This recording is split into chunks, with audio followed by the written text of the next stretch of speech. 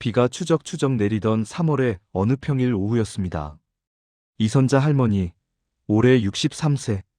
30년을 입었던 베이지색 바람막이 재킷을 여미고 20년 된 검은 우산을 접으며 구직센터 유리문 앞에 섰습니다.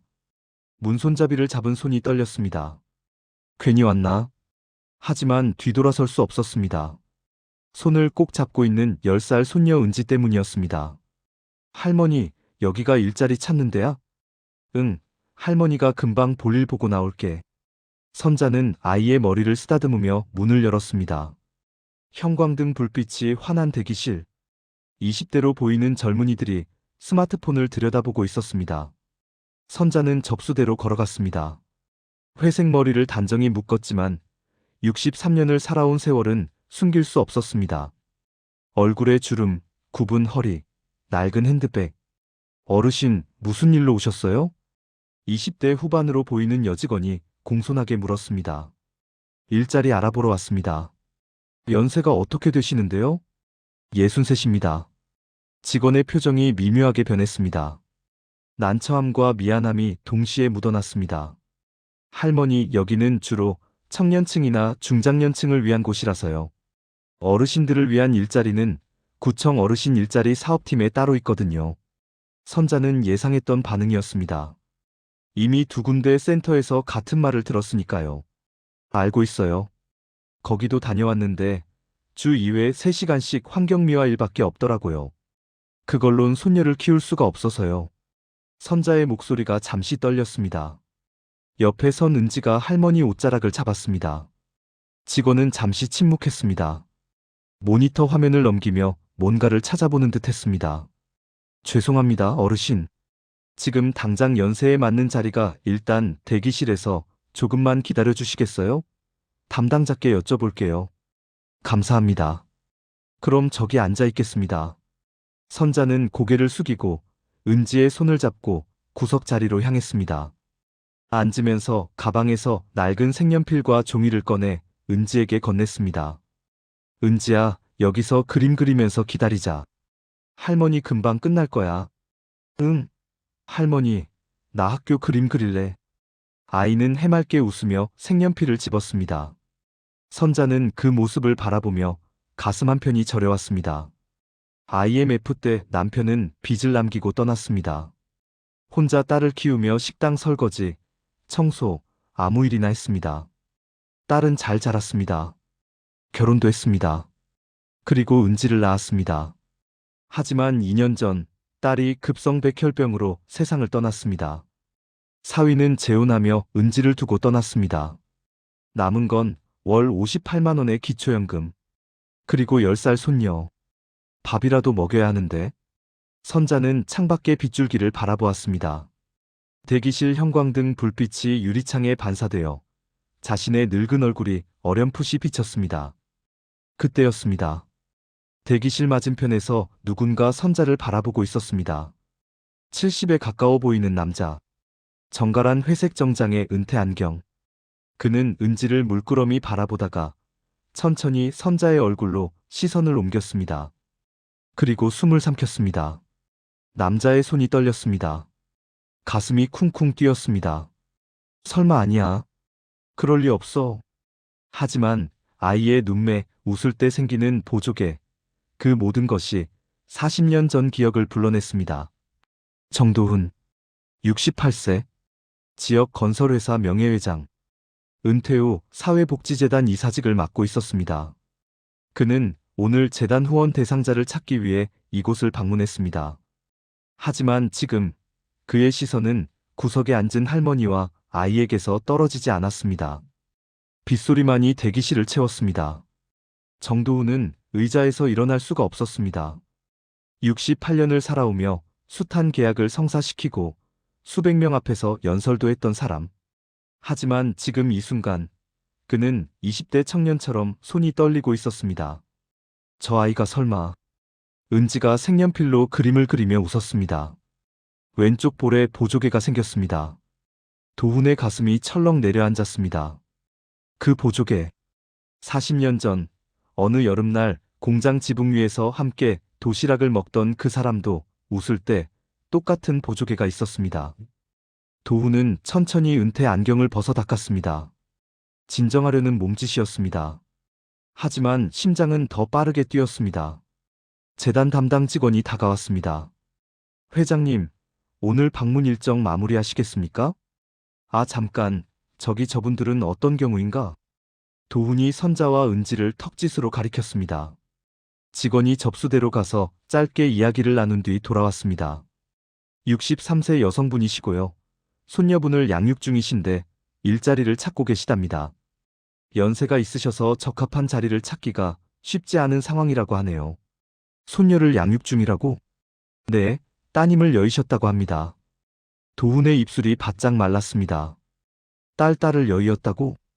그는 다시 선자를 바라보았습니다. 회색 머리, 굽은 어깨, 손등에 검버섯. 40년이라는 시간은 사람을 완전히 다른 모습으로 만들어 놓았습니다. 하지만 귀밑머리를 쓸어넘기는 그 작은 습관만큼은 변하지 않았습니다. 선자 맞아. 이 선자야. 도훈은 의자 등받이를 꽉 잡았습니다. 1982년 여름이 파도처럼 밀려왔습니다. 구직센터 대기실. 선자와 도훈의 시선이 공중에서 얼어붙었습니다. 40년이라는 시간이 한순간에 무너졌습니다. 도훈 씨 맞죠? 선자의 목소리는 가늘게 떨렸습니다. 도훈은 입술을 달싹였지만 말이 나오지 않았습니다. 그저 천천히 고개를 끄덕일 뿐이었습니다. 할머니, 저 아저씨 누구야? 은지가 할머니 옷자락을 잡으며 물었습니다. 선자는 황급히 일어섰습니다. 아무도 아니야. 은지야, 우리 밖에 나가 있자. 선자가 은지의 손을 잡고 출구로 향했습니다. 도훈이 뒤따라 일어섰습니다. 선자 씨, 잠깐만요. 할 말 없어요. 40년 전에 다 끝난 일이에요. 선자는 뒤돌아보지 않고 센터 밖으로 나갔습니다. 빗줄기가 더 굵어지고 있었습니다. 도훈은 우산도 없이 그녀를 따라 나갔습니다. 선자 씨, 제발 10분만 시간 내주세요. 왜요? 40년 만에 무슨 할 말이 남았다고요? 선자의 목소리가 높아졌습니다. 은지가 놀란 표정으로 할머니를 올려다봤습니다. 도훈은 빗속에서 고개를 숙였습니다. 죄송합니다. 그때 일이 제가 비겁했습니다. 비겁한 정도가 아니었죠. 선자의 눈에 눈물이 고였습니다. 빗물인지 눈물인지 구분할 수 없었습니다. 당신 어머니가 찾아왔어요. 1982년 10월 12일. 그날을 어떻게 잊겠어요? 도훈의 얼굴이 하얗게 질렸습니다. 어머니가 뭔가 했으리라는 짐작은 했지만 직접 찾아갔을 줄은 몰랐습니다. 어머니가 뭐라고 하셨나요? 떠나라고 했죠. 당신 인생 망치기 싫으면 당장 짐 싸서 사라지라고. 50만 원을 내밀더라고요. 그게 제 값이었나 봐요. 선자의 목소리가 떨렸습니다. 그날 저는 산부인과에서 돌아오는 길이었어요. 임신 6주였어요. 도훈은 숨이 막혔습니다. 그대로 그 자리에 무릎이 꺾였습니다. 임신을 했었다고요? 네. 하지만 말할 수 없었어요. 당신 어머니가 그랬거든요. 임신했다고 거짓말로 돈 뜯어내려는 생각도 하지 말라고. 나타나면 당신을 집안에서 내쫓고 공장에서도 잘리게 만들겠다고. 선자는 40년 전 그날을 또렷이 기억했습니다. 가을비가 내리던 하숙집 앞. 차가운 눈빛으로 자신을 내려다보던 그 여자. 고향으로 내려갔어요. 친구네 집 창고를 빌려서 혼자 아이를 낳았죠. 산후조리도 제대로 못했어요. 친구가 미역국 끓여다 줬지만 피는 계속 났고 몸은 회복이 안 됐어요. 도훈은 아무 말도 할 수 없었습니다. 하지만 아이는 건강했어요. 예쁘게 컸어요. 당신 닮아서 보조개도 있고 웃을 때 눈이 초승달 모양이 됐어요. 이름은 민지라고 지었어요. 민지라고요? 네. 이선자의 자, 정도훈의 훈자를 합쳐서 민지라는 이름을 만들었어요. 멍청하죠? 날 버린 사람 이름을 넣다니. 선자가 쓴웃음을 지었습니다. 그 아이가 열심히 살았어요. 공부도 잘했고 착하게 자랐어요. 결혼도 했고 은지를 낳았죠. 하지만 2년 전에 백혈병으로 세상을 떠났어요. 38배 나이에. 제 딸이 있었다는 걸 이제야 알았습니다. 도훈의 목소리는 떨렸습니다. 알아서 뭐 하시게요? 당신은 1년 뒤에 결혼하셨잖아요. 신문 사회면에 났더라고요. 사진도 봤어요. 행복해 보이던데요. 그건 어머니가 정해준 중매였습니다. 전 선자 씨를 찾았어요. 공장에도 가고 하숙집에도 갔는데 이미 떠나신 뒤였어요. 찾으셨다고요? 그럼 왜 고향까지는 안 찾으셨어요? 제가 어디 출신인지 알고 계셨잖아요. 진짜 찾고 싶었으면 찾았겠죠. 선자의 말에 도훈은 고개를 들 수 없었습니다. 사실이었으니까요. 그는 깊이 찾지 않았습니다. 어머니 말대로 선자가 자신을 버린 거라고 믿고 싶었던 겁니다. 미안합니다. 정말 미안합니다. 사과받으려고 얘기한 거 아니에요. 이제 와서 무슨 소용이에요. 다 지난 일이에요. 선자가 은지의 손을 잡고 돌아섰습니다. 도훈은 빗속에 서서 그녀의 뒷모습을 바라봤습니다. 구부정한 등, 작은 우산 그리고 할머니 손을 잡은 어린 손녀. 그것이 자신이 모르는 사이 이어져 온 가족이었습니다. 40년 동안 혼자 감당해온 삶이었습니다. 도훈은 그 자리에 주저앉아 비를 맞았습니다. 후회가 빗물처럼 온몸을 적셨습니다. 3일이 흘렀습니다. 도훈은 그 뒤로 잠을 이루지 못했습니다. 식사도 목구멍으로 넘어가지 않았습니다. 거울 속 자신의 얼굴은 초췌했습니다. 68년을 살면서 이렇게 무너져 본 적이 없었습니다. 집안의 기대를 받으며 성실하게 살아왔고, 회사도 성공시켰고, 가족도 꾸렸습니다. 하지만 그 모든 것이 한 사람의 희생 위에 세워진 것이었습니다. 선자와 그가 모르던 딸 민지. 도훈은 매일 밤 그 이름을 되뇌었습니다. 이선자의 자정도훈의 훈. 그렇게 만들어진 민지라는 이름. 자신을 원망했을 딸을 생각하면 가슴이 찢어지는 것 같았습니다. 금요일 오전 도훈은 재단 사무실에 있었습니다. 책상 위에는 구직센터에서 받아온 자료가 놓여 있었습니다. 선자의 이름이 적힌 상담 신청서 4본. 재단 직원에게 부탁해 받아온 것이었습니다. 주소가 적혀 있었습니다. 시내에서 1시간 거리의 낡은 다세대 주택. 도훈은 그 주소를 몇 번이나 들여다봤습니다. 찾아가야 할까? 하지만 선자의 차갑던 눈빛이 떠올랐습니다. 이제 와서 무슨 소용이냐던 그 목소리. 그때 휴대전화가 울렸습니다. 낯선 번호였습니다. 여보세요? 저 정도훈 회장님 되십니까? 저는 중앙병원 응급실입니다. 도훈의 심장이 쿵 내려앉았습니다. 무슨 일입니까? 환자분 보호자 연락처에 회장님 명함이 있어서 연락드렸습니다. 김은지 어린이가 응급실에 실려왔는데요. 은지가요? 지금 어떤 상태입니까? 호흡곤란으로 실려왔습니다. 보호자분이 계시긴 한데 많이 당황하고 계세요. 도훈은 재킷을 집어들었습니다. 지금 갑니다. 차를 몰고 병원으로 향하는 30분이 30시간처럼 느껴졌습니다. 신호등마다 멈출 때마다 조바심이 났습니다. 손녀.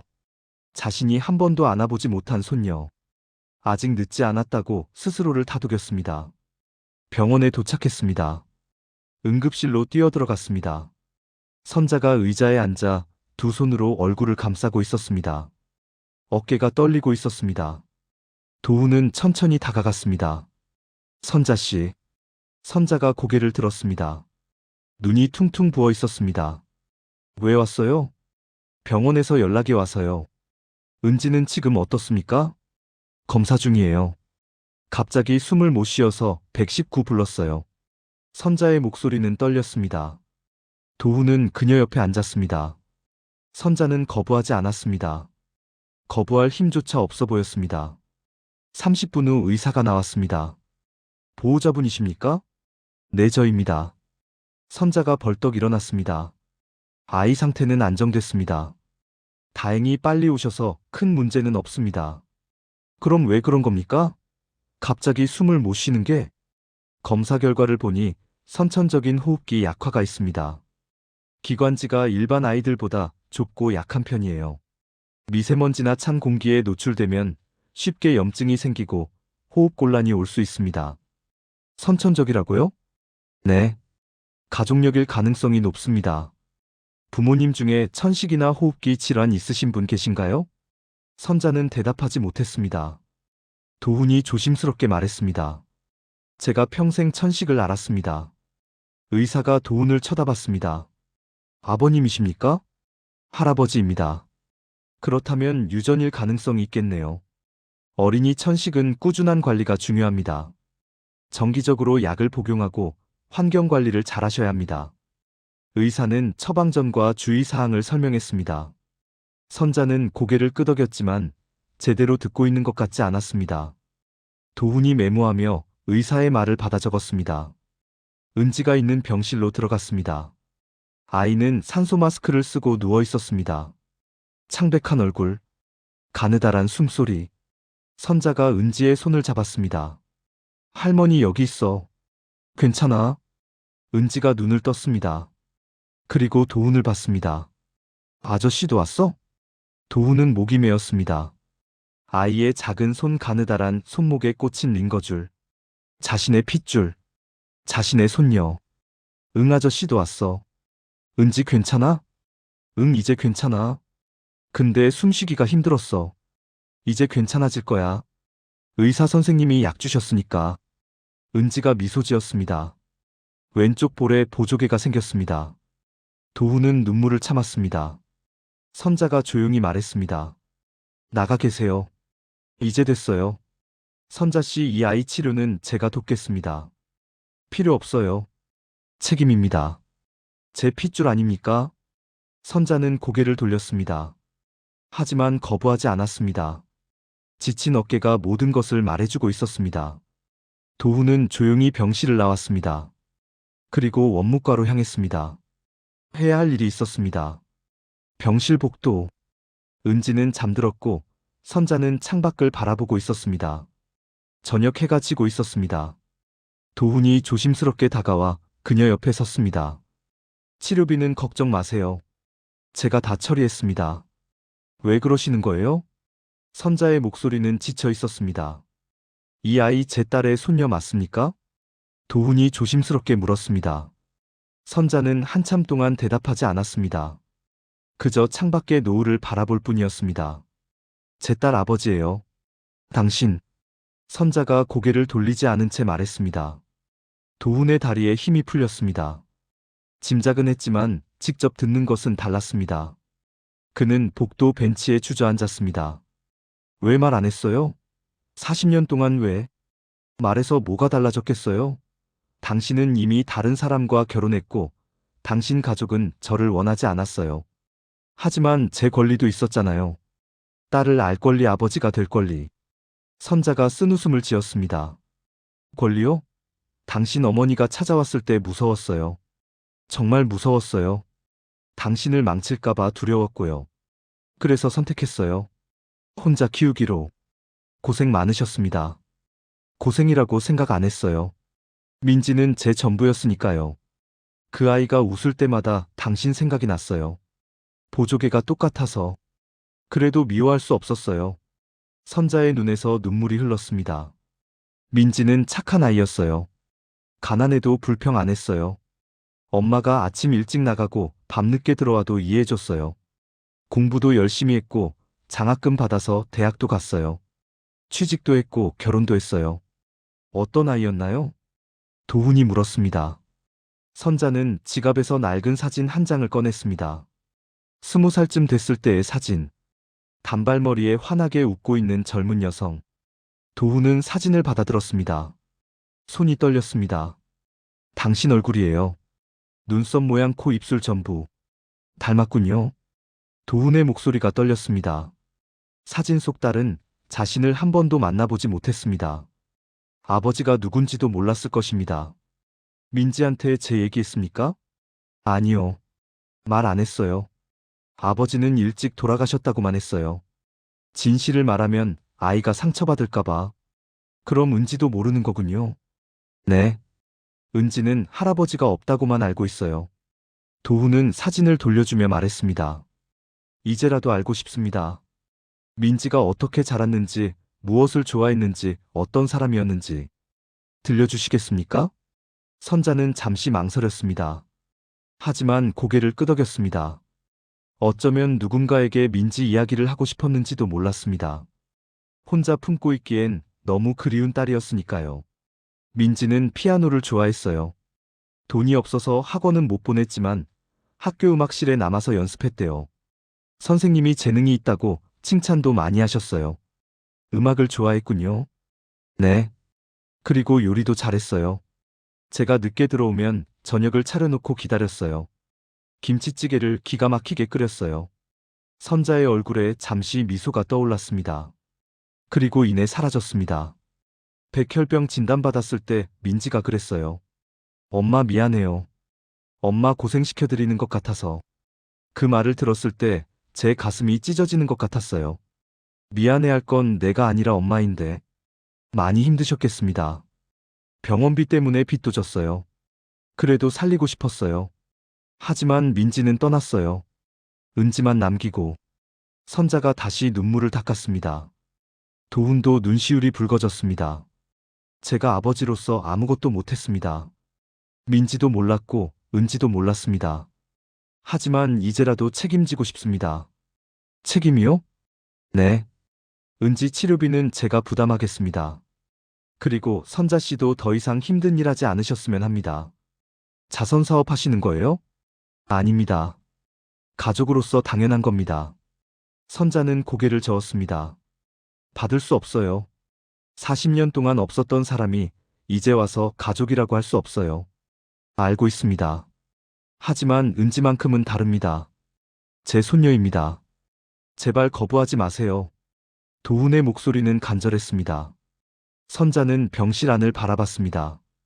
은지가 링거를 맞으며 자고 있었습니다. 약한 호흡, 작은 몸. 선자의 마음이 흔들렸습니다. 조건이 있어요. 말씀하세요.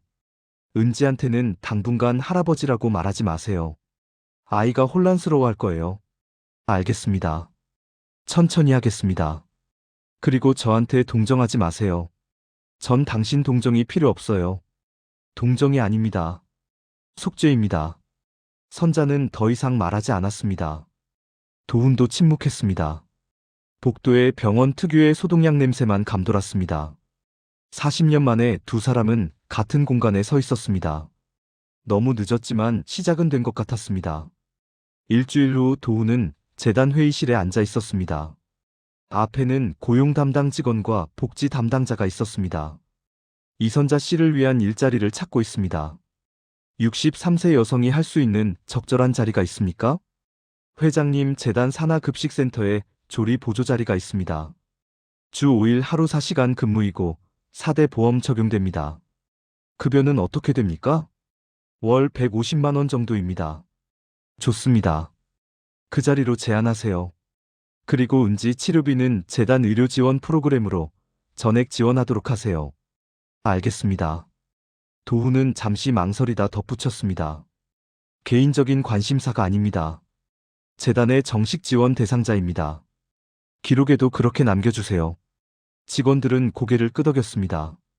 하지만 회장의 눈빛이 예사롭지 않다는 것을 눈치챘습니다. 사흘 후 선자는 재단으로부터 연락을 받았습니다. 급식센터 조리 보조 제안이었습니다. 선자는 전화를 받고 한참을 멍하니 있었습니다. 구직센터에 간 지 2주 만이었습니다. 할머니 뭐래? 은지야 할머니 일자리 생겼대. 정말? 와 할머니 대단해. 은지가 환하게 웃었습니다. 선자도 미소 지었습니다. 하지만 마음 한편이 무거웠습니다. 이것이 도훈의 손길이라는 것을 알고 있었으니까요. 다음 날 선자는 급식센터로 출근했습니다. 센터장이 반갑게 맞아주었습니다. 어르신 환영합니다. 여기서는 학교 급식과 노인정 식사를 준비합니다. 힘든 일은 아니니 걱정 마세요. 감사합니다. 선자는 앞치마를 두르고 일을 시작했습니다. 채소를 다듬고 설거지를 하고 배식을 도왔습니다.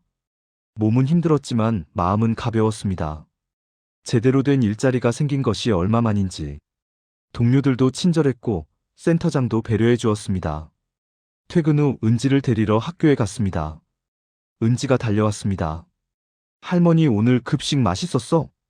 응 할머니가 만든 거 아니지만 다음엔 할머니가 만든 밥 먹을 수 있을 거야. 와 기대된다. 손녀의 손을 잡고 집으로 향하는 길.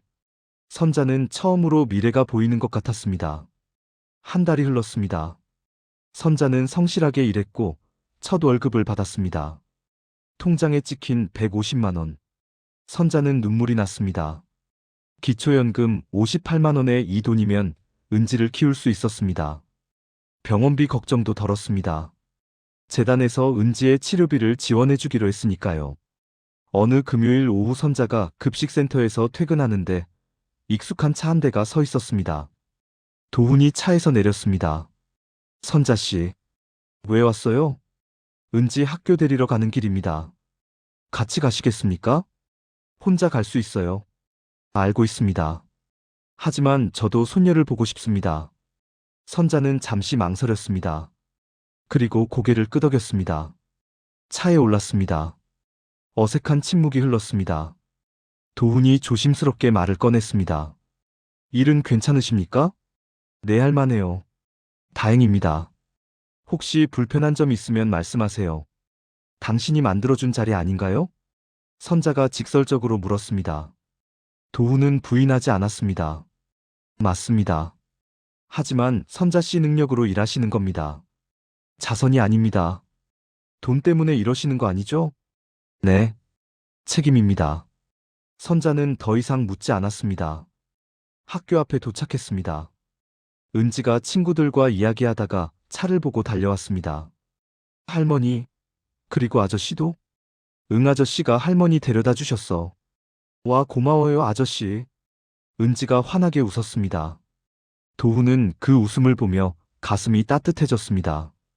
은지야, 간식 먹고 갈까? 정말요? 좋아요. 셋은 근처 빵집에 들어갔습니다. 은지는 케이크를 고르며 신이 났습니다. 선자와 도훈은 커피를 마시며 그 모습을 지켜봤습니다. 할아버지, 이것도 먹어봐요. 맛있어요. 은지가 도훈에게 빵을 건넸습니다. 도훈은 멈칫했습니다. 할아버지라는 말. 선자도 당황한 표정이었습니다. 은지야, 아저씨라고 해야지. 근데 할머니 친구 아저씨면 할아버지 아니에요? 아이의 순수한 논리에 두 사람은 말을 잇지 못했습니다. 도훈이 부드럽게 말했습니다. 그래, 맞아. 은지가 할아버지라고 불러도 돼. 선자는 아무 말 하지 않았습니다. 하지만 막지도 않았습니다. 도훈은 그 침묵이 허락처럼 느껴졌습니다. 은지는 케이크를 먹으며 학교 이야기를 쏟아냈습니다. 도훈은 하나하나 귀 기울여 들었습니다. 선자는 그 모습을 지켜보며 복잡한 표정을 지었습니다. 미워할 수 없었습니다. 너무 늦었지만 진심이 보였으니까요. 봄이 왔습니다. 겨울을 지나 따뜻한 바람이 불기 시작했습니다. 선자가 급식센터에서 일한 지도 석 달이 지났습니다. 은지의 건강도 많이 좋아졌습니다. 정기적으로 약을 복용하고 도훈이 집에 공기청정기와 가습기를 설치해준 덕분이었습니다. 선자는 처음엔 거절했지만 은지를 위한 것이라는 말에 받아들였습니다. 토요일 오전 도훈이 선자의 집 앞에 차를 세웠습니다. 매주 토요일마다 은지를 데리고 나가는 것이 이제 익숙해졌습니다. 처음엔 선자도 따라 나섰지만 요즘엔 둘만 보냈습니다. 은지가 할아버지를 좋아했고 도훈도 손녀와의 시간을 소중히 여겼습니다. 은지야, 준비됐어? 네, 할아버지. 오늘 어디 가요? 오늘은 특별한 데 갈 거야. 도훈은 차를 몰고 1시간을 달렸습니다. 도착한 곳은 한적한 시골 마을이었습니다. 작은 교회 옆 공동묘지. 도훈이 은지의 손을 잡고 묘지로 올라갔습니다. 여기는 어디예요? 은지 엄마가 계신 곳이야. 도훈은 민지의 묘 앞에 섰습니다. 이선자의 딸 정민지. 1984년생, 2023년 작고. 선자가 알려준 곳이었습니다. 도훈은 준비해온 꽃을 놓고 무릎을 꿇었습니다. 민지야, 아빠야. 너무 늦게 와서 미안하다. 도훈의 목소리가 떨렸습니다. 은지가 할아버지 옆에 앉았습니다. 할아버지, 우리 엄마 알아요? 응. 할아버지가 엄마 아빠란다. 정말요? 그럼 할아버지가 진짜 할아버지였어요? 그래. 할아버지가 늦게 알았어. 미안해. 은지는 묘비를 바라보며 말했습니다. 엄마, 나 잘 지내고 있어요. 할머니랑 할아버지가 잘 돌봐주세요. 엄마 걱정 마세요. 도훈은 은지를 꼭 안았습니다. 작은 손녀의 체온이 따뜻했습니다. 평생 한 번도 안아보지 못한 딸을 대신하는 것 같았습니다. 민지야, 내 딸 잘 키울게. 약속한다. 도훈은 한참을 그 자리에 있었습니다. 그리고 천천히 일어났습니다. 오후에 도훈은 은지를 데리고 선자의 집으로 돌아왔습니다. 선자가 저녁을 준비하고 있었습니다. 다녀왔습니까? 네. 민지 묘에 다녀왔습니다. 선자의 손이 멈췄습니다. 도훈이 조심스럽게 말을 이었습니다. 선자 씨 같이 저녁 먹어도 될까요? 오랜만에 셋이서. 선자는 잠시 망설였습니다. 하지만 고개를 끄덕였습니다. 도훈은 식탁에 앉았습니다. 선자가 김치찌개를 끓여 상에 올렸습니다. 따뜻한 김이 올라왔습니다. 민지가 끓이던 김치찌개랑 똑같은 맛일 것 같습니다. 당연하죠. 제가 가르쳤으니까요. 세 사람은 밥을 먹었습니다. 은지가 제잘제잘 학교 이야기를 했고 선자와 도훈은 그 이야기를 들었습니다. 평범한 저녁 식사. 하지만 도훈에게는 40년 만에 얻은 가족의 시간이었습니다. 식사 후 은지가 방에 들어가고 선자와 도훈만 거실에 남았습니다. 선자가 먼저 말을 꺼냈습니다. 너무 늦지 않았을까요? 늦었습니다. 하지만 안 하는 것보단 낫습니다.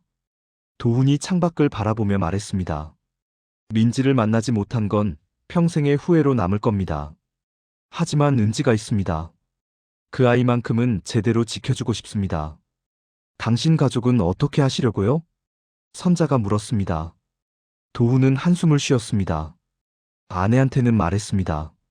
처음엔 놀랐지만 이해해주더군요. 자식들은 아직 모릅니다. 천천히 말할 생각입니다. 힘들겠네요. 제가 져야 할 짐입니다. 선자 씨가 40년 동안 혼자 진 짐에 비하면 아무것도 아닙니다. 선자는 대답하지 않았습니다. 거실에 침묵이 흘렀습니다. 편안한 침묵이었습니다. 선자 씨. 네. 용서해달라는 말은 안 하겠습니다. 용서받을 자격이 없으니까요. 하지만 이것만은 믿어주세요. 진심입니다. 선자가 도훈을 바라봤습니다. 68세의 노인. 회색 머리와 주름진 얼굴. 하지만 눈빛만큼은 40년 전 그 청년과 닮아 있었습니다. 알아요. 당신 진심은 믿어요. 그래서 이렇게 받아들인 거예요. 도훈은 고개를 숙였습니다. 감사합니다. 창밖으로 봄 햇살이 비쳤습니다. 따뜻한 빛이 거실을 가득 채웠습니다. 선자와 도훈은 나란히 앉아 그 빛을 바라봤습니다. 40년이라는 시간 지나온 아픔, 그리고 남은 시간. 더 이상 과거로 돌아갈 수 없었습니다. 하지만 지금 이 순간부터는 함께 갈 수 있었습니다. 은지의 방에서 피아노 소리가 들려왔습니다. 도훈이 사준 작은 전자 피아노였습니다. 서툰 멜로디였지만 아름다웠습니다. 민지가 좋아했던 피아노를 은지도 배우고 있었습니다. 민지가 보고 있을까요? 선자가 물었습니다. 보고 있을 겁니다. 그리고 웃고 있을 거예요. 두 사람은 손녀의 피아노 소리를 들으며 미소 지었습니다. 늦었지만 시작이었습니다. 40년 만에 다시 만난 두 사람과 그들을 이어준 작은 손녀. 이제 그들은 가족이었습니다. 여러분, 이선자 할머니와 정도훈 회장의 이야기를 끝까지 함께 해주셔서 감사합니다. 63세에 구직센터 문을 열었던 선자 할머니. 40년 전 사랑했던 사람을 우연히 다시 만난 도훈 회장. 그리고 두 사람을 이어준 10살 손녀 은지. 이 이야기는 단순한 재회의 드라마가 아닙니다. 우리 시니어 세대가 겪어온 시대의 아픔입니다. 가난 때문에 헤어져야 했던 사랑. 혼자 감당해야 했던 출산과 육아. 그리고 너무 늦게 찾아온 후회. 하지만 이 이야기가 전하는 가장 중요한 메시지는 이겁니다. 늦었다고 생각할 때가 가장 빠른 때다. 도훈은 68세에 자신의 잘못을 인정했습니다. 선자는 63세에 새로운 일자리를 찾았습니다. 은지는 할아버지를 만났습니다. 나이는 숫자에 불과합니다.